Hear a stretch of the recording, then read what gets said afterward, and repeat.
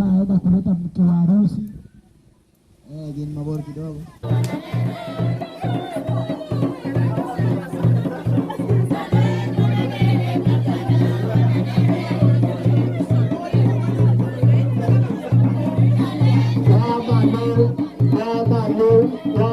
Sama akbata. Babado.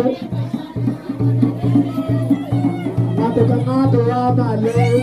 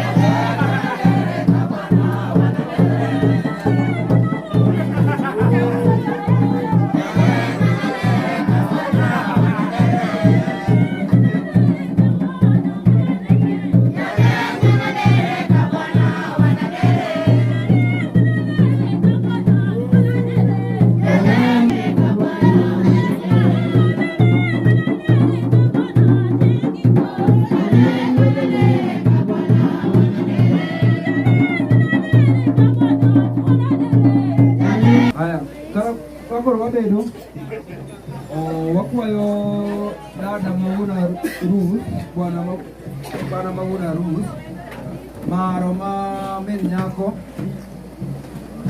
min nyako mondo ochung' wachno achiel ariyo kuom nyare makoro wadwa dhi pidhoni. Kamano minwa ka biro Nyasaye chung' kodi. Nyasaye ok wanyal ketho to kapok awuoyo mang'eny nyani nyita nigi nyiminene akwayo nyiminene mondo chop mbele ka mondo joka buoch one nyimine nyako nafas ma nyimine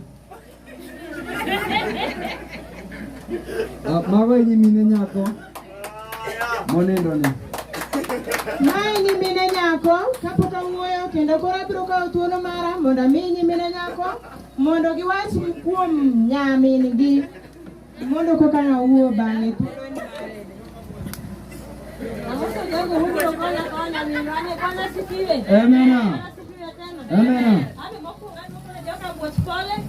Kendo pole ni sana. Kama kuonga nyiso yura kikiluor. Kikiluor pesa nen gi mano singi. To kata an mani ne diri ka nyamin wacha. Ni ber na sana. Kondo kao nyamin wane. Kik jogwe muondi. Anantie. Kenda ikora mariko odno. Kamano wadhi nyamin mar ariyo. Amoso wedego siepe. Ijo kanisa ni mrembe kendo an ok dago erokamano ni atiro kamano. Nyasaye otimona gima ber. Anero mechani mana chieng' manogemo dhiang'. To kaka dinanyise monotama. To kaka Nyasaye be nopango ni nyaka chieng' moro nanindi e bathe. Eri Nyasaye osekawo jabathe omejo anadong'. An iluonga ni jaber puodho tin. Mrembe kende. Kikibedi kimuol. Kati nyalo kalo en dhano ariyo. Ng'ato kobet maduong' to ng'ato bet matin to maisha dhi adhiya. Do, tekni wachwalo.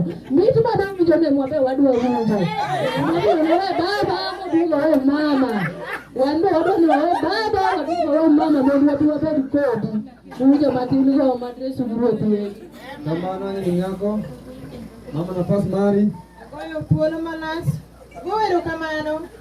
Ne wede gi nyiri chuo mapoko kendo kod nyiri mapoko nyuom ma en yo to ng'ato ka ng'ato loso kar dak ne nyarani akiani bende loso kar dak ne joka buoch nyarani ne ido kama opogore kano ido to nyako goda simu gi dala kocha monyisa ni to mero atim nang'o aseiro nyathi taduoga nyisi nyathi na be churi ong'eyo ni ido nyarani ne nyisa maber ni mama. To nyisa ni mama sinego gi mang'eny. To gima dang' atim be koro tama. Jogweng' joka buocha kini bende ung'eni nyana nyathina ni ido. To kata kano ido to Ruoth Nyasaye madhi yalo buche polo malo. An ok anyal ng'ado ne bura. To Nyasache ema nong'eye kata noido maber kata noido marach, Nyasaye ema nong'eye polo.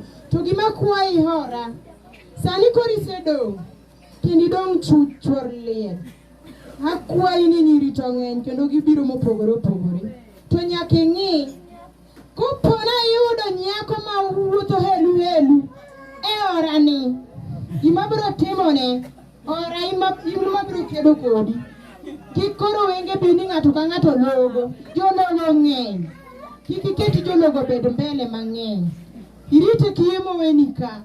Nyasaye kimanyo kikelo, ing'eni nyiri kinyuomo sani, nyiri minyuomo sani gi. Onyalo wuondi ni dhi tich ni dhi manyo. To sami onge cha to ng'wenyo nyithindo. Akwayi ni kia tich godhiambo to nyaka ipenje ni nyithindo achiel ariyo adek kaka gidak gi min-gi. Mano kende makwayi. Tang'eyo ni biro dok. Ang'eyo ni winjo neno kaka nyimine nyako timo. Ano ka bi jaju to in manyaka te jaji. Ibiro mana yiero kendi. Mondo ng'ama nyalo rito ni nyithindo malong'o. Ano ka bi dhi mbele malach. Abiro we mino taseto. Temi bedi kode machiegni king'iyo kiye modong' dala ka. Akwayi biso. Akwaya. Wabiro tudore kodu malach. Mago madbed Ruoth Nyasaye.